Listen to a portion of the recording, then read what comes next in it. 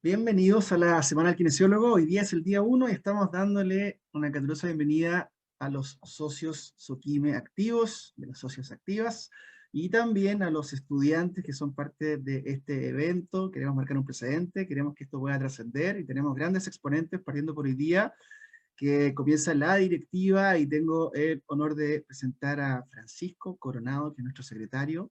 Aquí aparece parte de su currículum. Él nos puede contar un poco más también de todo este tema de entrevista motivacional y la idea es que sea algo que vamos a aplicar rápidamente en la práctica clínica. Así que disfruten, tomen nota y estamos dejando un registro grabado, así que nuevamente les pedimos con mucho énfasis que los micrófonos estén en silencio.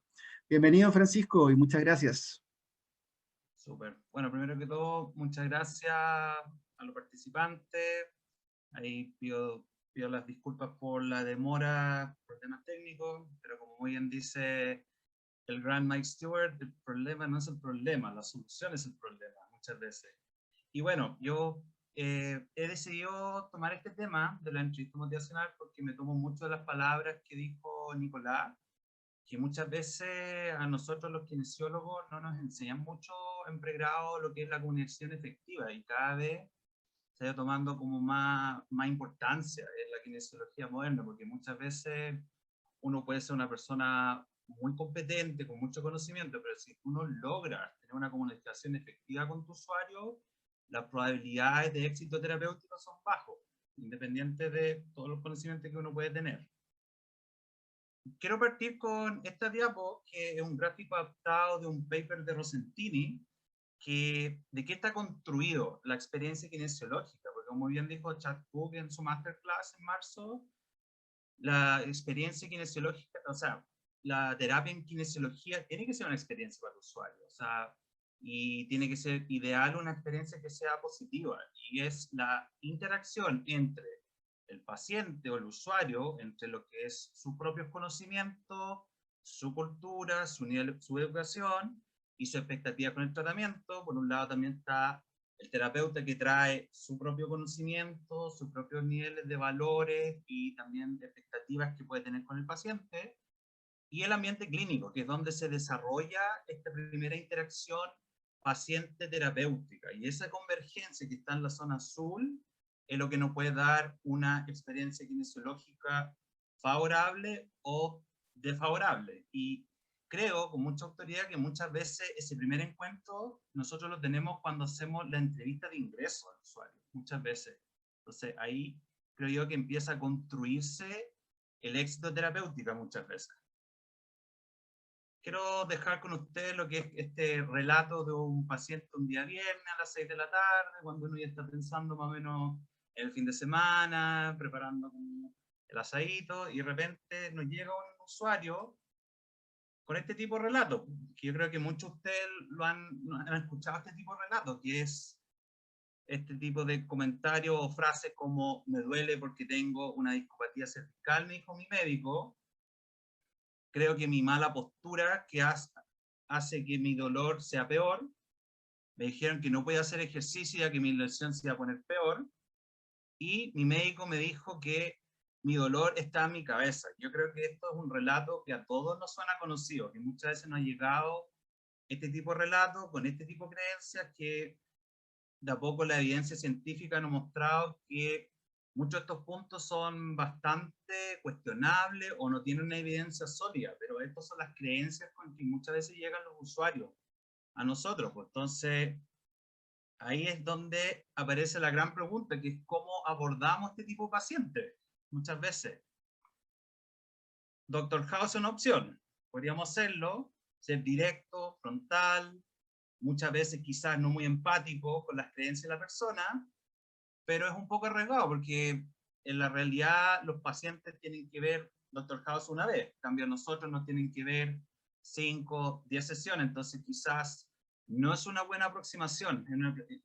En general, el abordaje muy directo y confrontacional muchas veces con el paciente, de que entrar a cuestionar su sistema de creencias y valores.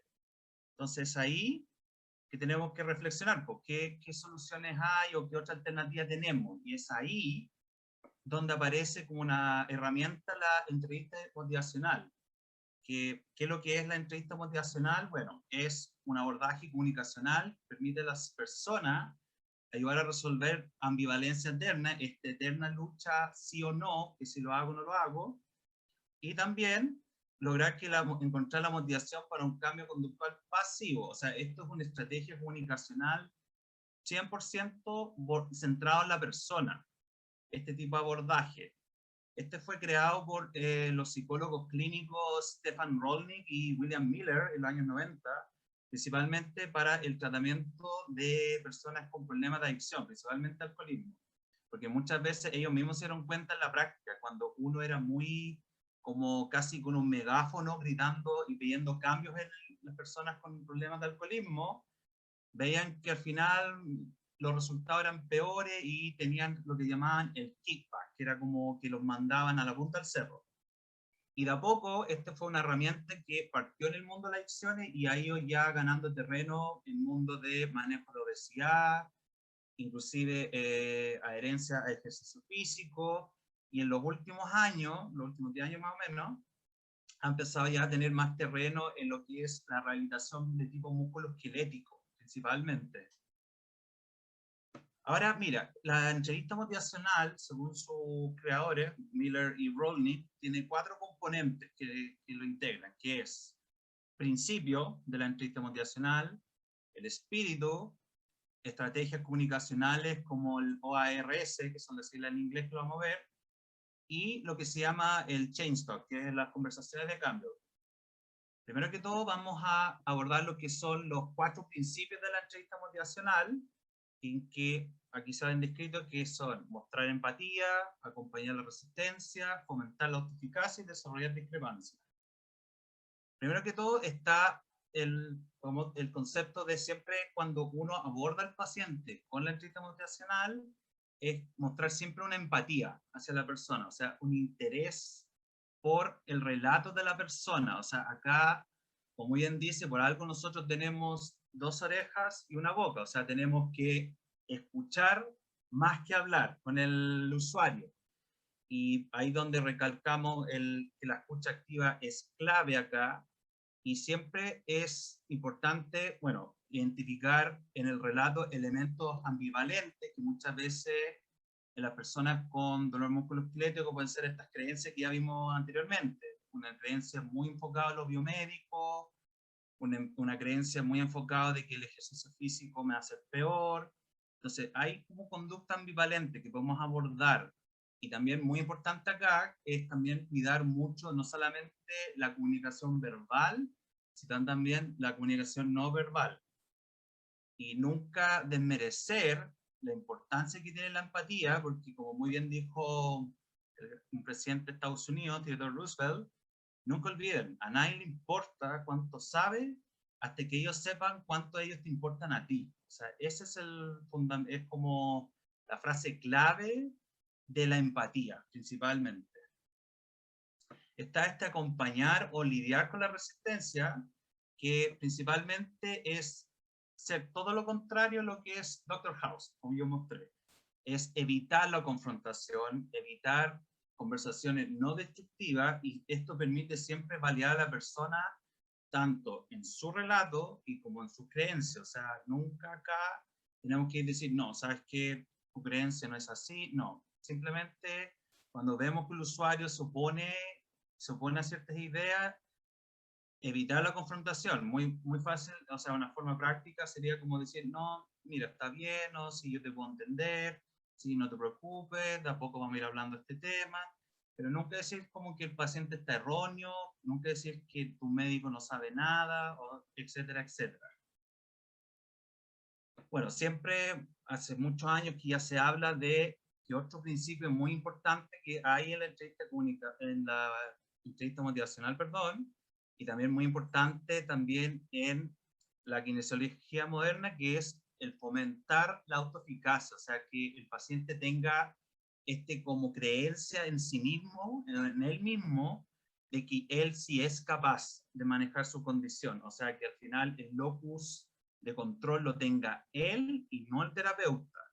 Y que aquí simplemente uno como kinesiólogo funciona como un guía, sugiere elementos de autoeficacia, pero jamás las impone, o sea, va aconsejando que, mira, cuando usted, por ejemplo, cuando ustedes están con crisis, mira, tú tienes esta opción, puedes ir viendo esta opción, tú le pones como toda la opción en la mesa y ahí el paciente tiene que elegir cuál es como que va resolviendo él solo, cuáles son los elementos de autoeficacia que a él mejor le hacen.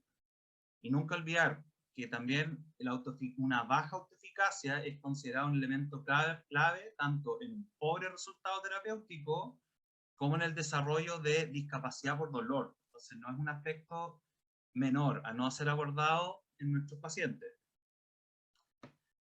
También es muy importante para ir generando como cambios de conducta es desarrollar discrepancias, o sea, todas estas creencias un poquito ambivalentes que trae la persona, que puede ser con el ejercicio, con el dolor, es que lo vaya solucionando de a poco y siempre respetando al paciente, o sea, de a poco tenemos que ir evocando como ciertos pensamientos que puede tener el usuario frente a por qué está en dolor, por qué cree que no puede hacer ejercicio físico, etcétera, etcétera. Y también muchas veces cuando estamos desarrollando o entrando a desarrollar esta discrepancia en la persona, nunca olvidar que a mayor generación de la discrepancia es donde más debemos ocupar escucha activa y empatía con la persona.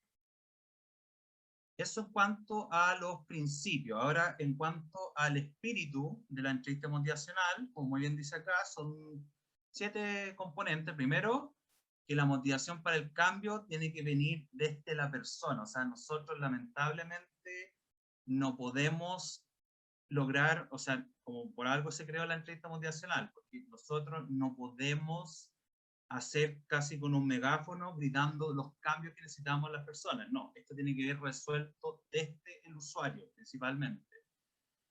Punto 2, que la persona debe resolver su propia ambivalencia, uno simplemente es un facilitador del proceso, la persuasión directa no es efectiva, como ya habíamos comentado, debemos evocar los pensamientos de la persona, o sea, ir viendo cuáles son sus creencias que muchas veces pueden generar ambivalencia.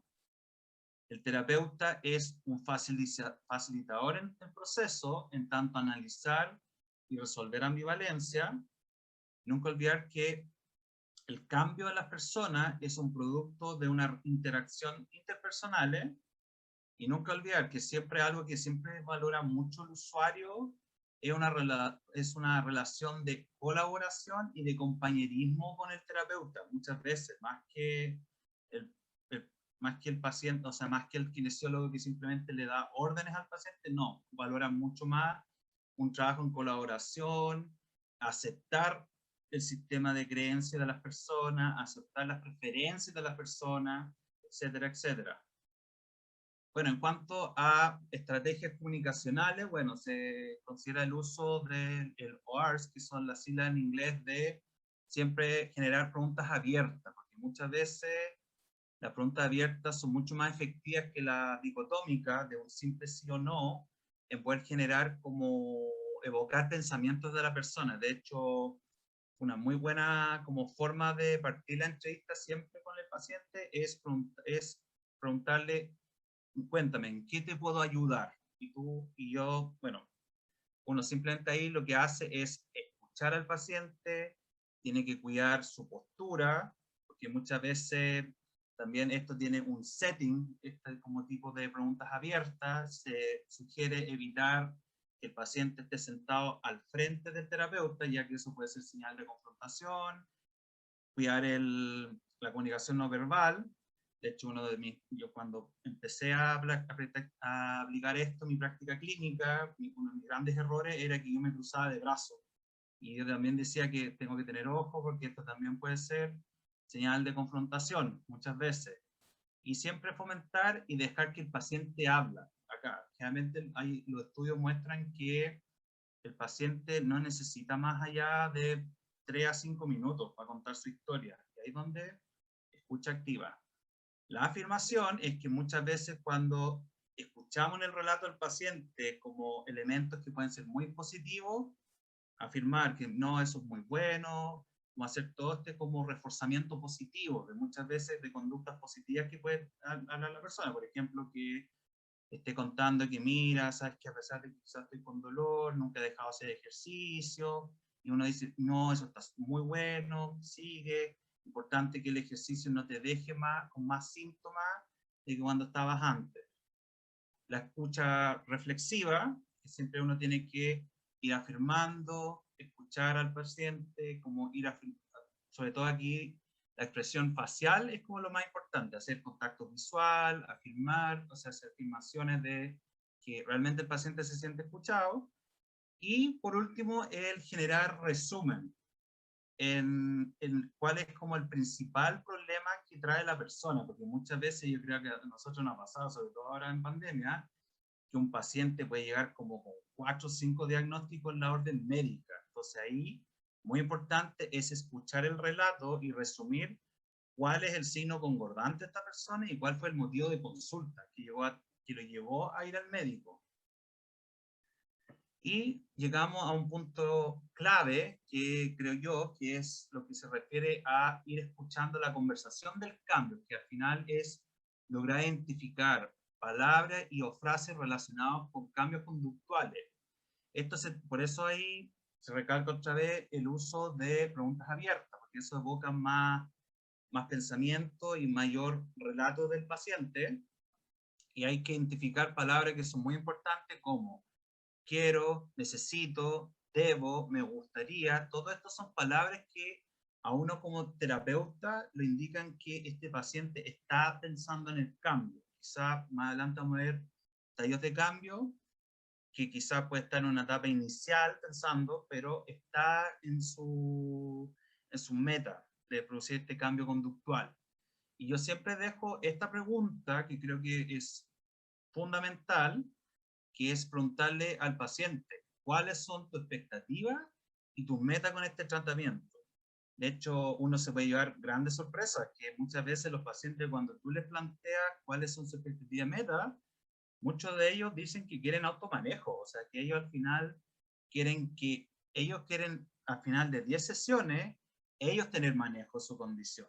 Entonces, cuando uno escucha eso, eureka, porque ya sabemos que acá hay un paciente que quiere generar cambio y a la vez está pidiendo él tener el control del proceso. Y uno ahí ya como kinesiólogo sabe que va a ser un rol muy facilitador. Ahora, en cuanto a, como esto está relacionado mucho con el cambios conductuales, estos son, bueno, yo creo que muchos de ustedes lo tienen que haber visto, que son los estadios del cambio propuestos por Prochaska, que habla de 5 etapas del cambio, que es la precontemplación, contemplación, la preparación, la acción y la mantención.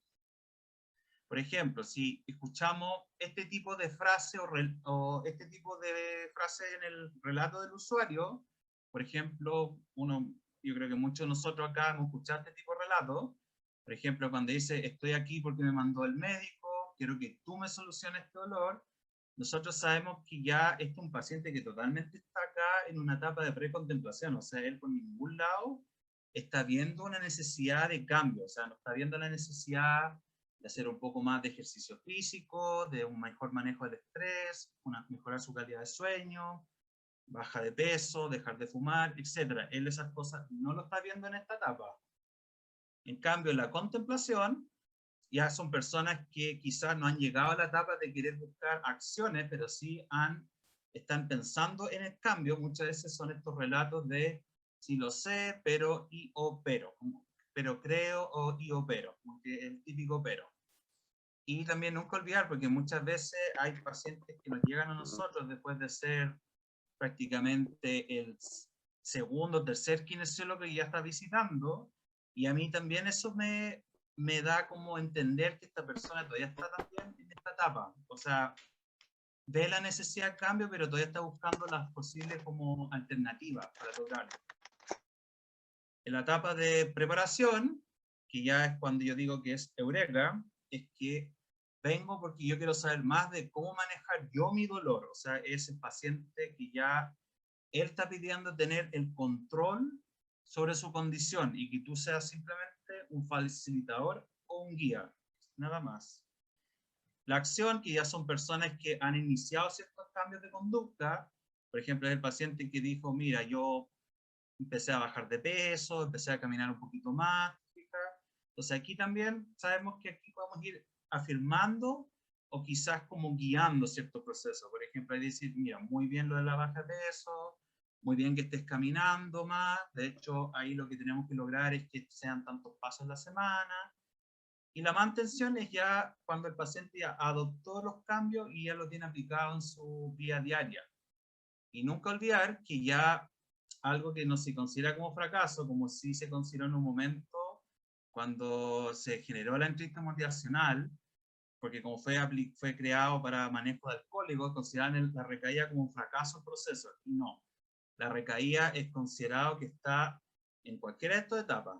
Así que, ahora, ¿cuál es como la evidencia que tenemos en cuanto a la entrevista motivacional? Bueno, en cuanto a personas con dolor crónico, este fue una revisión sistemática con metaanálisis de 7 estudios de ensayo clínico aleatorizado, en que vieron que la entrevista motivacional mejora la adherencia a programas de tratamiento en un corto plazo, pero aún así se requiere mayor número de estudios para determinar los efectos a largo plazo. De hecho, si ustedes se fijan, son 7 nomás los ensayos clínicos, o sea, como esto es un área totalmente nuevo, pero al parecer tendría este efecto de que podría mejorar las adherencias a los programas de tratamiento en las personas, por lo menos en el corto plazo.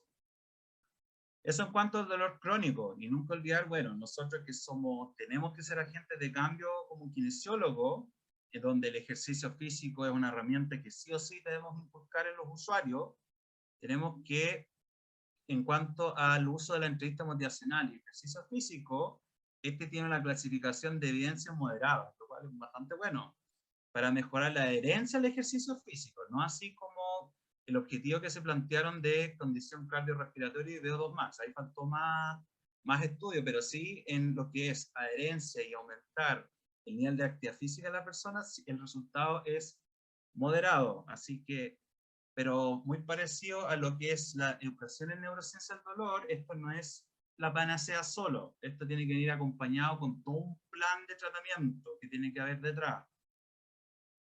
Y donde precisamente esto de la entrevista motivacional últimamente se liga mucho con lo que es la educación en neurociencias del dolor, porque los que más o menos conocen esta área del PNI saben que lo que uno busca, no solamente con la educación en neurociencias del dolor, sino principalmente con la educación en sí, es poder crear un cambio en la conducta de la persona. Y si nosotros sabemos que la entrevista motivacional tiene este rol de mejorar la adherencia al tratamiento y a su vez la educación en neurociencias del dolor permite cambios de creencia, reconceptualización, entonces son dos estrategias que vamos a usar perfectamente, van muy de la mano, porque uno busca la mejora de la adherencia y la otra también va muy de la mano con mejorar ciertas como conductas o cambiar ciertas creencias y conductas de la persona frente al dolor.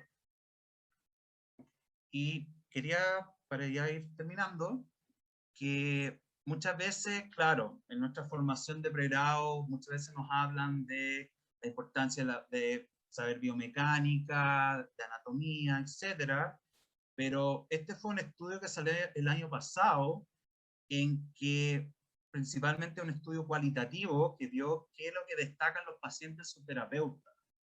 Y aquí están estos 6 puntos que primero que todo destacan reconocimiento de la persona como un individuo. O sea, que acá la persona, o sea, que el terapeuta muestre interés por su paciente, cuál es su historia de vida, una relación de colaboración, que ya lo habíamos comentado.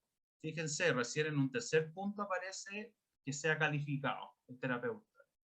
Tener un terapeuta que es preocupado, compasivo y acogedor, principalmente los pacientes reconocen cuando el terapeuta tiene tiempo para responder dudas, preguntas y hacer un rol más de educación. Siempre reconocer y respetar la autonomía del paciente, principalmente sus creencias y su preferencia. Y también, como explicaba yo, que el paciente se siente que lo están empoderando en su proceso, o sea, nunca desmerecer al usuario. Muchas veces las personas, cuando uno les da la oportunidad, uno se sorprende, que quieren automanejo, quieren ellos manejar esta condición. Y principalmente nunca olvidar lo que estamos haciendo con todo este proceso de la entrevista motivacional es, como dicen acá, o sea, como muestra la foto, sembrar esta semilla del cambio en la persona, o sea, invitarlo, muéstrale las opciones, cuáles más o menos las opciones que él tiene para generar como cambio y una solución en su condición, principalmente porque lo que muchas veces quieren los usuarios, sobre todo cuando son personas que están ya bastante tiempo con dolor, es esto, quieren encontrar por su propio camino la salida de emergencia o el éxito. Y para terminar, quiero dejarlos con esta frase de Patch Adams, que yo creo que muchos aquí sabemos que un gran opositor al modelo biomédico y muy ligado a lo que es el enfoque biopsicosocial, en que él siempre recalca, si te enfocas en el problema, nunca verás la solución. Así que trata de no enfocarte en el problema. Así que principalmente eso. Muchas gracias. Muchas gracias, Francisco, por tu excelente presentación. Voy a dejar de compartir. Bueno, los invitamos a todos también a realizar sus consultas mediante el chat. Ya nos han llegado algunas consultas por el chat grupal, han llegado algunas también por interno. Así que voy a proceder a leer la primera que nos ha llegado. Y es de Mauricio Gutiérrez, quien consulta: dentro de generar participación activa de la persona, ¿cómo generas motivación en una persona con depresión? Buena pregunta. Bueno, principalmente yo creo que ahí uno tiene que ser muy respetuoso también y uno saber que por mucho que uno puede generar una relación muy cercana con el paciente, de mucha colaboración, uno no es psicólogo muchas veces. Y ahí donde quizá ahí hay que realizar un trabajo un poco más en conjunto con psicólogos, que ellos son los que pueden manejar un poco mejor el cuadro de las creencias de la depresión, pero principalmente cuando a mí me ha tocado pacientes que uno ya identifica ciertos como rasgos de depresión, es hablar de cómo ciertos beneficios que pueden traer, por ejemplo, el ejercicio. Realmente esa es la herramienta que más trato de recalcar en ellos, que mira, el moverte te va a hacer sentir mejor, mejora tu ánimo, nos ayuda a ir regulando tu dolor, va a manejar mejor tu estrés, vas a poder dormir mejor. Entonces, mostrarle todos estos beneficios al paciente y obviamente nunca olvidar que uno de los aspectos muy importantes como de buen profesional es saber derivar muchas veces. Y como digo yo, muchas veces uno puede generar un muy buen vínculo, generar mucha confianza con el paciente, pero en esos casos uno sabe que tiene un techo un poco limitado. Entonces ahí nunca olvidar que siempre es bueno derivar al paciente en esos casos. Perfecto, Francisco, muchas gracias. Vamos a dar espacio para una pregunta más y la consulta en este caso, Alejandro Palma. Consulta: ¿piensas que las habilidades comunicacionales, como la entrevista emotiva en un contexto de telerehabilitación, juegan un rol esencial? Y él aprovecha de agradecer la excelente presentación de Francisco. Bueno, primero que todo, muchas gracias por la felicitación, Alejandro. Y sí, totalmente. Sí, yo creo que hay algo que nos dejó esta pandemia, es que la telerehabilitación llegó para quedarse. Eso sin lugar a duda. Y obviamente la evidencia es muy favorable en cuanto a ejercicio físico. Y de hecho, nunca olvidar que lo que es el PNI, que es como la educación en neurociencia del dolor, están usando mucho el formato de telerehabilitación, de teleconsulta con ese tipo de personas. Entonces, sin lugar a duda, uno puede lograr un cierto vínculo a través de la telerehabilitación usando entrevista motivacional, pero nunca olvidar que son estrategias comunicacionales principalmente. O sea, obviamente siempre el vínculo face to face, el cara a cara con el paciente va a ser el contexto ideal, pero nunca desmerecer que sí, la telerehabilitación en ese sentido nos puede ayudar para también como una herramienta más en nuestro arsenal terapéutico. Perfecto. Muchas gracias, Francisco. En honor al tiempo, vamos a dar paso a la siguiente presentación, pero antes me gustaría saber si es que Francisco tiene algunas palabras al cierre que dedicar a los asistentes. Como de cierre, ya, nada, que gracias por sus palabras. Y como le digo, esto, sobre todo para los que están recién partiendo en esta área comunicacional, no se frustren, esto es harto ensayo y error. Yo creo que los que llevamos más años acá sabemos que esto, uno sabe que muchas veces la embarra, uno sabe que hoy quizá hablé de más, quizá este concepto no debería haber puesto así, quizá generé el efecto contrario en esta persona, quizá mi conducta, o sea, como mi expresión corporal, o sea, mi comunicación no verbal fue la mejor, no fue la mejor, y también nunca olvidar, pues, o sea, todos somos humanos, todos tenemos derecho a tener un mal día, pero nunca olvidar que el usuario no debería estar pagando eso, pero nunca olvidar que esto, chiquillo, es harto ensayo y error, así que no se frustren, esto es casi como ir aprendiendo un deporte nuevo, así que eso es como lo que puedo dejar con ustedes. Perfecto. Muchas gracias, Francisco. Destacar que están llegando muchas consultas, muchas felicitaciones también por la presentación, Gracias. así que las hacemos llegar a Francisco. Las consultas que están llegando son todas muy buenas, me han llegado algunos mensajes por interno preguntando por qué no he seleccionado esas, pero en honor al tiempo vamos a continuar con la siguiente presentación, pero hacia el final podríamos generar una mesa redonda con los participantes que quieran quedarse y conversar un poquito más y ahondar un poco más en estas consultas que van quedando para no dejarlas en el aire. ¿Les parece? No problema. Entonces, el siguiente presentador es nuestro vicepresidente en Soquime, es Cristian Cabello y nos presentará sobre alianza terapéutica. Les volvemos a pedir a todos, por favor, mantener los micrófonos en silencio, ir escribiendo sus consultas en el chat y hacia el final de la presentación las podremos consultar y responder por el presentador. Adelante, Cristian. Hola, Lorenzo, ¿cómo estás? ¿Me escuchan bien, cierto? Gracias. ¿Se escucha bien? Gracias. Muy buena presentación, Francisco, y de hecho avanzaste harto la mía, porque yo voy a hablar de un tema que es bastante, que se relaciona mucho con, con la entrevista motivacional, y aprovecho de compartir pantalla. Yo voy a hablar sobre alianza terapéutica, y la verdad es que es un agrado poder partir y empezar esta semana el kinesiólogo de la Soquime, junto con Francisco también, pero con estos temas que puede sonar que son básicos, pero por básicos voy a decir que son esenciales, porque muchas veces nos olvidamos de la comunicación, nos olvidamos de escuchar a la persona, y rescato algo que tú dijiste, Francisco, que efectivamente tenemos dos orejas y una boca para escuchar el doble de lo que hablamos. Y también puedo decir que Alianza Terapéutica es la culminación de una buena entrevista motivacional, y quiero pensar también, y estoy seguro que es así, qué es lo que intenta hacer o cómo intenta trascender en el desarrollo del tratamiento del paciente. Entonces, manifiesto mi grata alegría de poder hablar de este tema, que nuevamente, si es cierto, es un tema básico, es elemental que lo manejemos bien y lo tengamos en consideración.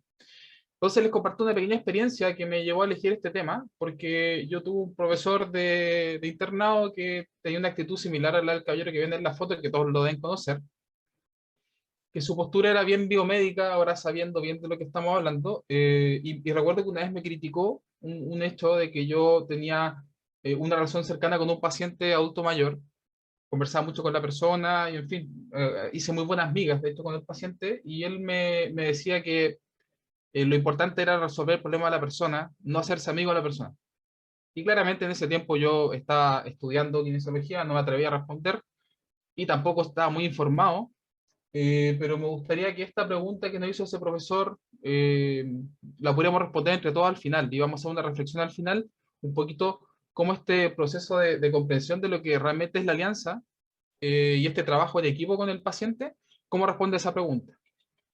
Entonces, antes de empezar de lleno con el tema, hice una pequeña búsqueda en la bibliografía para saber lo que ya sospechábamos, que si bien es cierto, cuando buscamos las palabras alianza terapéutica, hay bastantes, hay 10.000 estudios, casi 12.000 estudios, desde la fecha desde 1928 hasta el 2021, que pareciera ser bastante, en realidad no lo son tanto, Pero si acotamos un poco más la búsqueda y nos vamos más al área de la kinesiología, encontramos que hay bastante pocos. De hecho, hay 278 resultados. Lo bueno es que, como pueden ver, esto es una tendencia que va en la alza, que va en auge, y también tenemos investigadores chilenos, de los cuales estamos muy orgullosos, que vamos a hablar un poquito más adelante de ello y un poco lo que están haciendo. Sin duda, el tema de alianza terapéutica está empezando a ser más común ahora que antes, porque sin duda, yo creo también, producto de la pandemia, nos hemos dado cuenta de que los valores que podemos entregar, el valor que le entregamos a la comunicación con el paciente, ha sumado terreno versus a los tratamientos más tradicionales.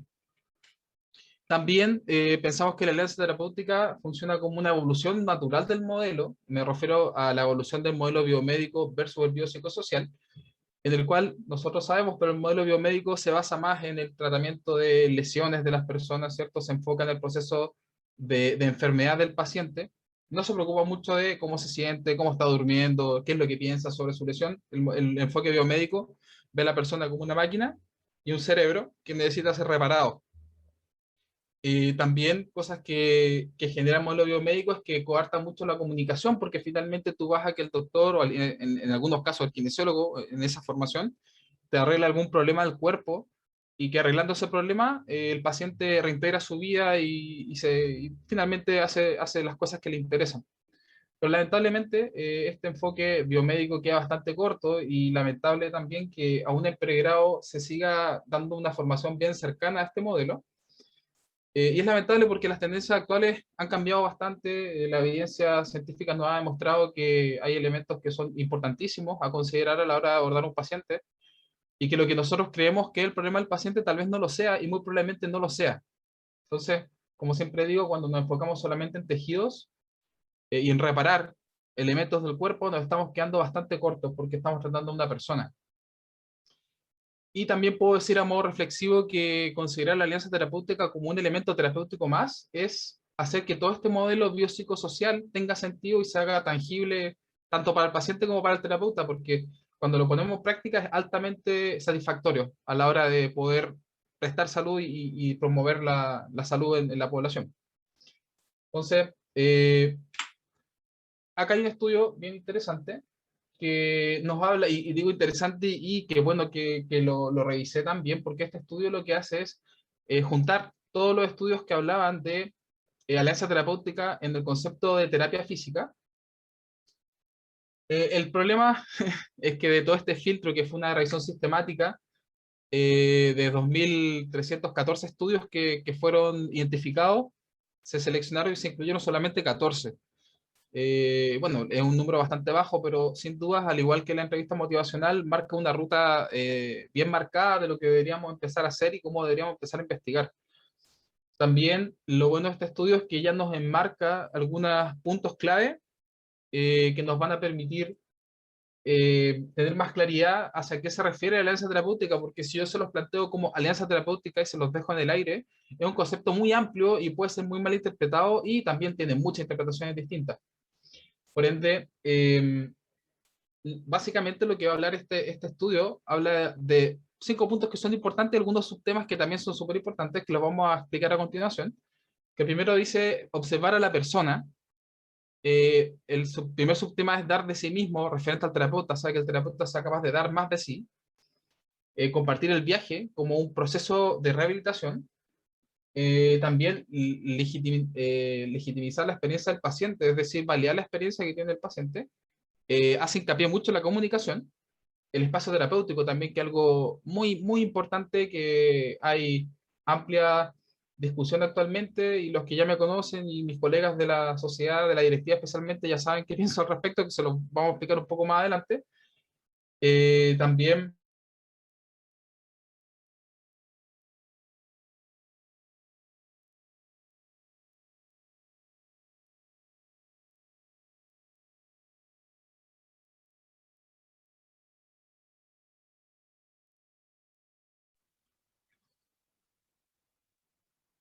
Vamos a esperar un segundo que reaparezca Cristian. Al menos a mí se me quedó pegada la pantalla, así que les pedimos un segundo de paciencia, colegas, por favor.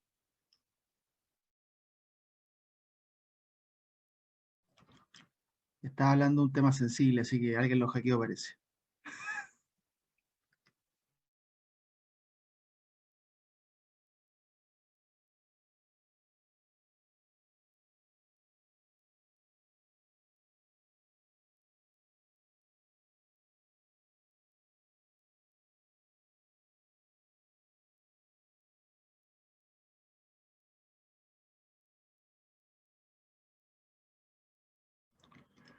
Cris, espera un segundito, estás silenciado. Te caíste y te cortaste un segundito y ahora tengo que asignarte de nuevo como... Ah, no, estás como co-host ya, pero falta que habilites el micrófono. Ya, vale. Ahí ¿Cuál me sí, quedé? todo Ahí bien. sí. Estás Ya, hablando de un vale. tema sensible. Alguien te hackeó el internet, parece. Claro, puede ser. Ya, vamos a seguir entonces. Gracias, gracias, Nico. Lo que les decía, es que, bueno, lo repito si es que no quedó claro, que básicamente el concepto base nació en 1979 y fue en manos de Bordin, que fue un psicólogo, es un psicólogo, digamos, y él habla de tres puntos importantísimos, que es el acuerdo de los objetivos, la asignación de tareas y también el desarrollo del vínculo entre el terapeuta y el paciente. Y es súper importante porque la alianza terapéutica nace desde la psicología, y como decía recién, la psicología tiene mucho que aportar y nosotros hemos bebido bastante la psicología, principalmente en el modelo de Cristian, perdón, neurociencia. disculpa, no se está compartiendo la pantalla, por lo menos yo no la Ah, veo y hay algunos chats ya, que dicen que tampoco. vale. De nuevo entonces. Pero se escucha, ¿cierto? Ahora sí, ahora se está Ya, compartiendo y se escucha. vale. Bueno, es esta imagen. Entonces, básicamente que como kinesiólogo hemos aprendido bastante de la psicología. De hecho, recordar que Melzack, que fue el que guió el desarrollo del entendimiento del dolor durante la segunda mitad del siglo pasado, fue psicólogo. Pero aterrizando esto más a lo que nos compete, que es la rehabilitación física, el primer punto que presenta este estudio, que conglomera los puntos más importantes de la alianza, es ver a la persona como un ser, como una persona, y también aceptar al kinesiólogo o a ti mismo como una persona, que también va a tener su sistema de creencia, sus experiencias personales y una personalidad que le va a ser única, tanto al paciente como al terapeuta, y eso debe ser considerado también. Habla también de que debe haber un cuidado individualizado del paciente, un proceso de aceptación, condiciones de igualdad, respetar el punto de vista del paciente y validarlo también, considerar los valores y las creencias, ver al individuo como un ser único y, sobre todo, y esto lo destaco, ver a la persona sobre la patología. Y me da culpa, yo creo que para todos nosotros en algún momento de la carrera hemos tratado lesiones, que ahí viene la ependondilitis, que viene la artrosis, que está entrando la discopatía, y no hemos olvidado que hay una persona que está padeciendo esa condición y está teniendo todo un proceso neurofisiológico por el cual va a generar mella en su capacidad de desarrollarse y desenvolverse en el medio. Entonces, el dar más de nosotros significa poner el reflector en el paciente, tratar de ser empáticos, que bastante habló de eso mi colega, y ofrecer algo más que solamente ser un kinesiólogo. Con esto no me refiero a que vayamos a ser amigos con los pacientes, que en muchos casos pasa y a todos nos ha pasado, pero tratar de trascender un poco más en el proceso que está viendo la persona. También habla de compartir el viaje. En el compartir el viaje, el enfoque debe ser holístico. Con holístico me refiero a que se debe considerar la cosmología y la cosmovisión del paciente, respetar las creencias que ellos tienen de base, también respetar el cómo ellos visualizan su condición de salud y de enfermedad también. Validar la experiencia y hacer una transición del modelo biomédico a un modelo biopsicosocial, donde se integren aspectos de la psicología del paciente y su participación con el entorno. Entonces, en esta dinámica se genera una suerte de acompañamiento del paciente en el cual tú eres un acompañante y justamente como decía mi colega, vas a acompañar al paciente en un proceso de recuperación, un proceso de rehabilitación. Tú eres más un facilitador de este proceso. Y si lo pensamos de un punto de vista más simbólico, tenemos un privilegio que pocos tienen, que podemos acompañar a una persona en momentos importantes de su vida. Muchas veces las lesiones llegan para que el paciente aprenda bastantes cosas y nosotros podemos sumar a eso. También habla de la comunicación, que es muy importante, y en esto pongo esta foto de la serie, si no la han visto, véanla, es muy buena, que habla del lenguaje, la escucha activa, que es parte grande de lo que habló Francisco, atención a la narrativa, desarrollar la empatía también y principalmente considerar aspectos verbales y no verbales, porque también como Francisco lo hizo, todos lo hemos hecho, yo igual cruzaba los brazos con el paciente, muchas veces estaba más pendiente de escribir la ficha, y el paciente lamentablemente tal vez no va a confiar en mí, va a omitir información, como dice el Dr. House, todos mienten, pero a lo mejor los pacientes ocultan información o mienten porque no confían en ti. Entonces, si no estamos dispuestos a escuchar y hacer una escucha activa, una presencia presente, como dice Coco Legrand, nos estamos perdiendo de una información muy valiosa. Entonces, los aspectos verbales y no verbales son relevantes, porque, por ejemplo, tenemos estas dos posturas que justamente sale la que habla mi colega, que es estar de brazos cruzados, o estar en esta posición apuntando con el dedo, o una tercera alternativa que es generar una postura corporal que transmita interés, interés y compromiso hacia el paciente. Entonces tenemos estas dos situaciones en las cuales el paciente se va a sentir tal vez agredido o cuestionado, o no escuchado, que es peor, en su relato. Un paciente que va a estar con los brazos cruzados también en la postura defensiva, no nos va a ver como unos aliados, no va a ver la alianza. O por otro lado vamos a tener un paciente que se va a sentir comprendido, va a sentir que estamos siendo empáticos con ellos, y va a sentir que nosotros podemos ser un aporte en su proceso de recuperación.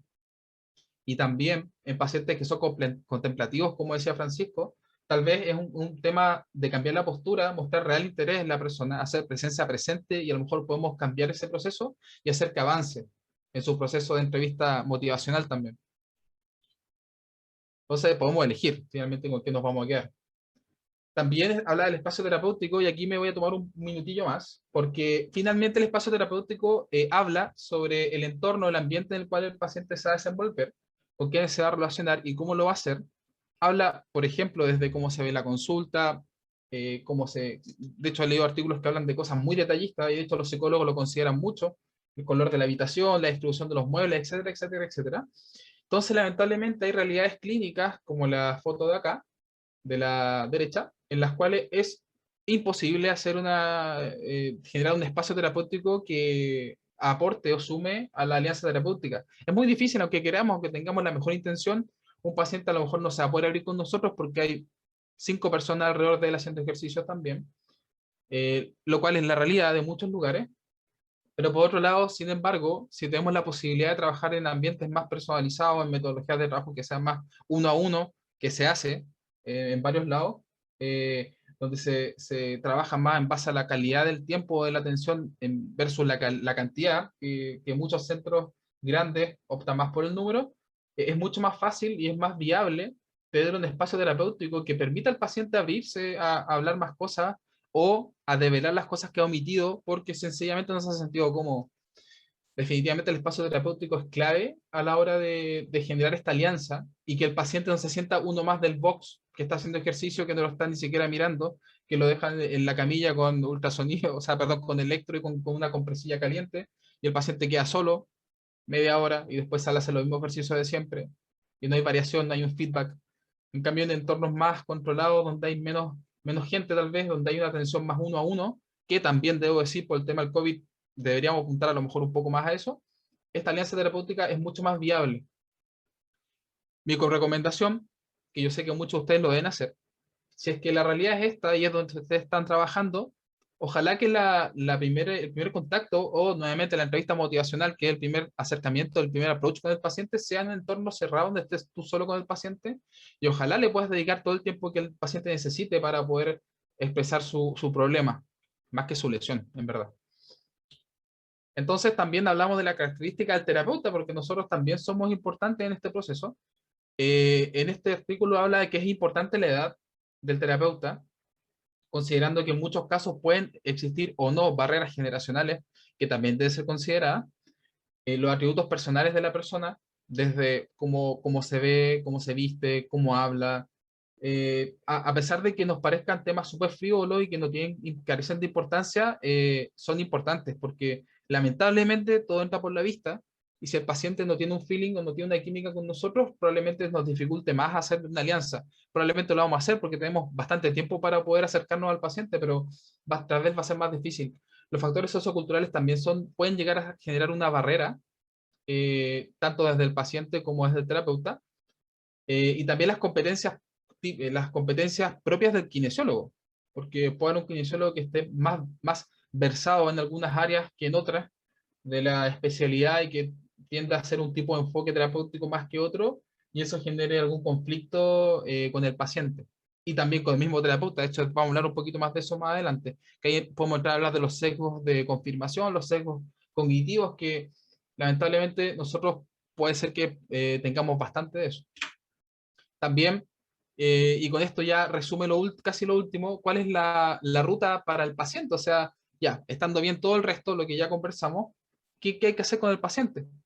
Primero, habla de tomar conciencia sobre sí mismo, de ser autorreflexivo, trabajar la autoeficiencia, perdón, autoeficacia, buscar el cambio de las conductas, buscar el automanejo o la gestión del dolor, o la gestión de las quejas de los pacientes, que también algo habló de eso Francisco, y la responsabilidad. Y acá en la responsabilidad es donde se amarra un poco la alianza terapéutica con el elemento que más sirve, que más sale a la vista al momento de promover esto, que es que los pacientes tengan una consistencia y una constancia en lo que estamos indicando, que hagan los ejercicios, que sigan las recomendaciones.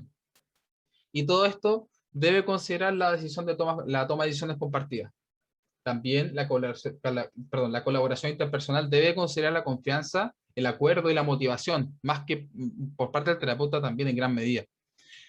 Entonces, dejando todo esto más o menos claro, de hecho les invito a que lean este paper porque es bastante didáctico y es bien claro. ¿Es medible la alianza terapéutica? Sí, es medible. Hay estudios que lo han hecho y especialmente elegí de lo que se revisó esta escala, la cual investigadores chilenos ya la han utilizado, que vamos a hablar un poquito más de eso para medir su grado de alianza terapéutica con los pacientes. Y se pueden leer acá que las cosas que va midiendo es si es que el terapeuta es optimista, si me escucha, que es re importante, y escuchar es súper importante, eh, si me toma seriamente, si responde a mis necesidades, en fin, son varias cosas que van de la mano con lo que conversamos recién y que es súper importante tenerlas muy en cuenta a la hora de trabajar con los pacientes. Un ejemplo, Iván Cuyul y Jorge Fuentes, que son chilenos, y Iván Cuyul tenemos el privilegio, lo vamos a tener esta semana, así que no se pierdan ese día, que me parece que el día martes, si no me equivoco, mañana. Pero a lo que vamos acá, del estudio que ellos están haciendo, porque es un protocolo que está en desarrollo, sobre la prescripción de ejercicio en rodillas sintomáticas con osteoartritis. Básicamente, en una parte del estudio que ellos hacen la separación entre dos grupos, donde hay un grupo que no se hace alianza terapéutica o que es pobre, y otro que se hace una alianza terapéutica potenciada. El primer grupo, que es la alianza terapéutica potenciada, habla, por ejemplo, del contacto ocular que sea frecuente, los cambios posturales, las posturas simétricas, abrir las manos, por ejemplo, inclinarse hacia adelante. El tema de, por ejemplo, sentir con la cabeza mientras el paciente está hablando y tú escuchando, sonreír, que si lo pensamos bien son detalles, y de hecho hablo poco de cordialidad, solamente eso, y estamos ya generando factores de un impacto grande en los pacientes. Y por otro lado, hace el ejemplo contrario, donde no hay contacto ocular, la postura es despreocupada, está más preocupado de escribir la ficha, ¿cierto?, que estar atento al paciente. Y dentro del estudio de ellos que están realizando y que recomiendo que lo lean, habla sobre que primero la alianza terapéutica es un componente importantísimo y que potencia mucho el placebo en los cuidados clínicos de los pacientes. También que la evidencia es poca, que lo mismo que les decía recién, y de hecho instancias como estas se deben motivar e impulsar más todavía porque suman mucho, que también las intervenciones de este tipo, o más que todo que el clínico esté atento a a la alianza terapéutica y que sepa de esto, que lo que estamos haciendo ahora puede impulsar a mejores outcomes, que también lo miden en el estudio.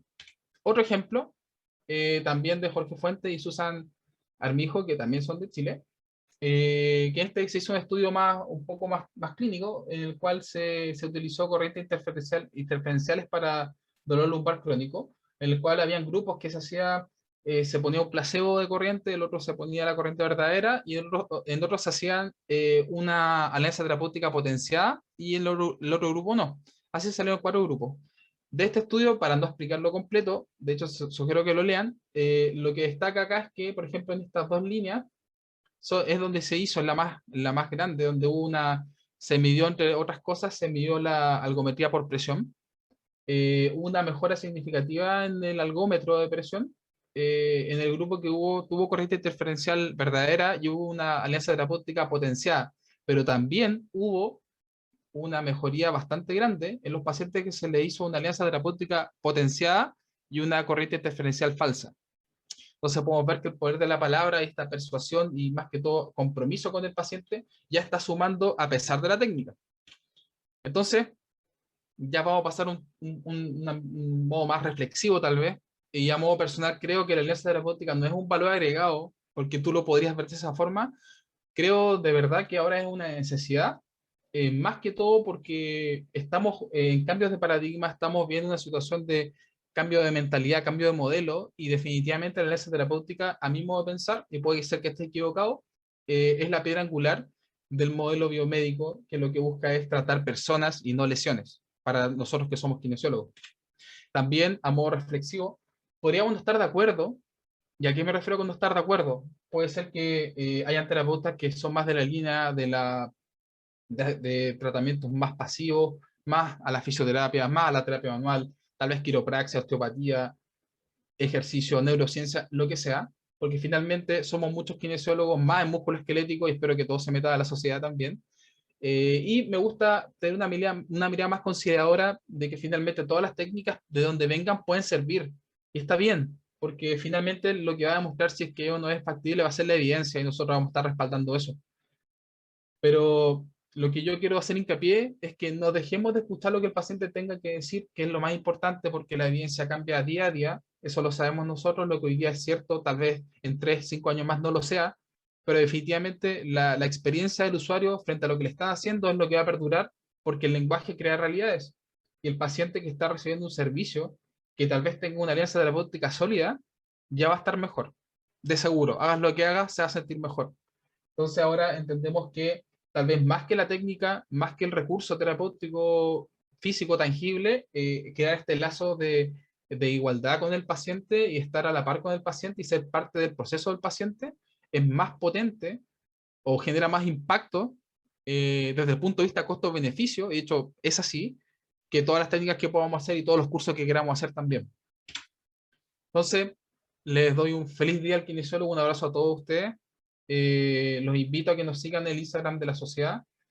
Bueno, ahí está el mío también por si quieren contactarme o hablar por interno. Y nuevamente me devuelvo una lámina que donde tú ves 9, yo veo 6, pero al final del día eso no importa, lo que nos importa es que el paciente esté bien.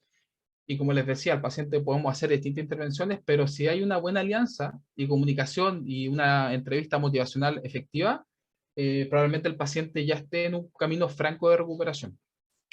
Así que, muchachos, estoy muy agradecido por esta oportunidad, y feliz día al kinesiólogo a todas y a todos.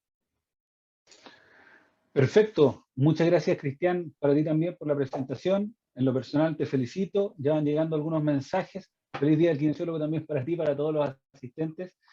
Los invito nuevamente a realizar sus consultas mediante el chat. Ya nos ha llegado una, así que los invito a todos a seguir consultando, seguir preguntando por estos temas que van tan de la mano y que son tan cotidianos y que nos pueden ser de tanta utilidad y que a veces pueden llegar a mirarse en menos, pero que, como bien se ha dicho, puede ser la diferencia entre que una persona logre sus objetivos o no. Nos consulta Mauricio Gutiérrez y dice: ¿qué opinan que el kinesiólogo realiza coaching terapéutico a través de las habilidades blandas? Importante, de hecho, a los pacientes con los que más converso y más se genera esta alianza, muchos llegan a la conclusión, y yo también lo menciono, de que el kinesiólogo en cierta medida y en gran medida es un coaching en rehabilitación y en salud, porque podemos llegar a un estado en el cual al paciente cada vez lo toquemos menos y hagamos una invasión menor, y si esto se transforma en una especie de consejería donde el paciente toma elementos que le van a servir y van a ser relevantes en su día a día, y ellos solo van a ser capaces de gestionar nuevamente el dolor, la sintomatología, el miedo, la evitación y todos estos factores que son más psicológicos tal vez, y los mismos pacientes van a ser capaces de gestionarlo y seguir adelante. En ese sentido, si el paciente ve al kinesiólogo como un coach, yo creo que eso demuestra una buena alianza terapéutica y que estamos haciendo bien la pega, por decirlo de una forma. Y no sentir esa dependencia media tóxica que hay de repente con los kinesiólogos, de que no, me lesioné, tengo que ir al kinesiólogo, tengo que volver a venir, se me duele, tengo que volver a venir. Si esto me pasa, no, porque me va a pasar, debo volver a ir a donde ti o debería ir al traumatólogo. Esa relación de dependencia, finalmente con estos modelos más actualizados, se va perdiendo, y eso es súper bueno porque finalmente hacemos que el paciente sea el arquitecto de su propia recuperación, que es hacia donde deberíamos apuntar todos. Perfecto, Cristian, gracias por tu respuesta. Y vamos a leer otra pregunta que nos llega al chat, esta vez de Fabiola Toledo. Dice, hola, muchas gracias. ¿Cómo influyen los sesgos al momento de hacer una interpretación? Mucho, porque los sesgos cognitivos son como el cáncer de todo este tema, ¿eh? Porque lamentablemente los sesgos van muy de la mano con la autovalidación y con sentir de que cuando aprendimos algo, y de hecho yo creo que todos los que estamos acá presentes, los 138, hemos caído en sesgos cognitivos muchas veces. Y la verdad es que yo creo que los sesgos cognitivos son inevitables en cierto modo, pero lo importante es es evitar que el sesgo se coma al paciente vivo. Ese es el tema, porque finalmente es prácticamente tu ego abalanzándose sobre el paciente y anulando su opinión y validando tus propias experiencias. También como parte del sesgo, añadiría una frase que la leí, no me acuerdo dónde en este momento, pero me acuerdo lo que decía. Y decía que no hay peor error de un clínico cuando dicen en mi experiencia, antes de decir algo. ¿Por qué? Porque la experiencia también está muy sesgada, te puede resultar con un paciente, y eso puede generar un sesgo de confirmación y va a hacer que tal vez cometas muchos errores o no estés viendo the big picture, o sea, el paciente en perspectiva. Yo creo que eso es el problema de los sesgos cognitivos desde ese punto de vista. Perfecto. Muchas gracias, Cristian.